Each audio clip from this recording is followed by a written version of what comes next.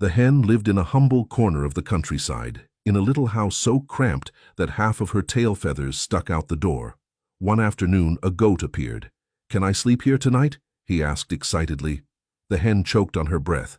She knew there wasn't enough room for both of them in the house. Would you like some boiled corn instead?" she stammered, trying to change the subject. But the goat insisted. "You didn't answer me. Can I or can't I? Your little spot is lovely. Must be nice to take a nap here. We can chat a bit, then snuggle up to sleep. What do you say?"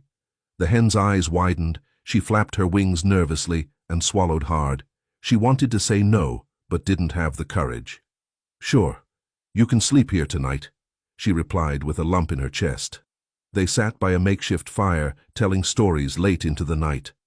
The goat laughed loudly, stomped his hooves on the ground, got all excited. "Ha! Ha! Ha! What a great place to be!" The hen, meanwhile, forced a smile, fake laughed, while her head pounded with worry.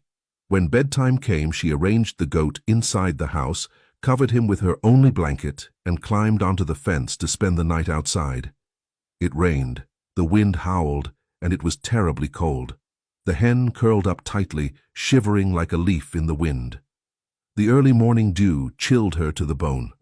The next morning, the goat came out of the little house holding the only ear of corn the hen had saved for her lunch. "Can I eat this corn?" he asked, already biting into it. Well," she tried to respond, trembling. "Can I or can't I?" he pressed, looking serious. "Yes, of course," she replied, with a knot in her throat. The goat devoured the whole ear, licked his lips, and burped loudly. Meanwhile, the hen spent the day hungry, wings drooping, weak from the cold night and lack of sleep. By the end of the day, the goat, his belly so full he could barely stand, made another request. "Take me home. I'm too heavy. I can barely walk." Well," murmured the hen, almost fainting. "Are you going to take me, or do you want to ruin our friendship?" he snapped, using emotional blackmail. He got into a cart and made the hen pull it like a little work mule, and she, even weak, staggered along, nearly fainting under the weight of such abuse. When they finally arrived at the goat's house, the hen collapsed outside, too weak to get up. With a fever, a cold, weakness, and an empty crop, she couldn't move. Days later, the goat hosted the famous corn night. He invited everyone, except the hen. She, who always said yes, wasn't even remembered. The ones laughing and eating corn were the cows, the same ones who never lifted a finger. That's when the hen understood she was only called a friend when she could be used. That's life. People who never say no aren't seen as generous, they're seen as fools. And whenever someone needs a fool, they'll think of you.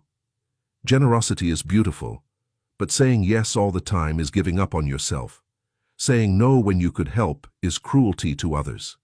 But saying yes when you can't is cruelty to yourself. Learn to take care of yourself. Learn to say no. If this story touched you, tag someone who keeps forgetting themselves to please others. And follow this page, because here, every story is a mirror of life.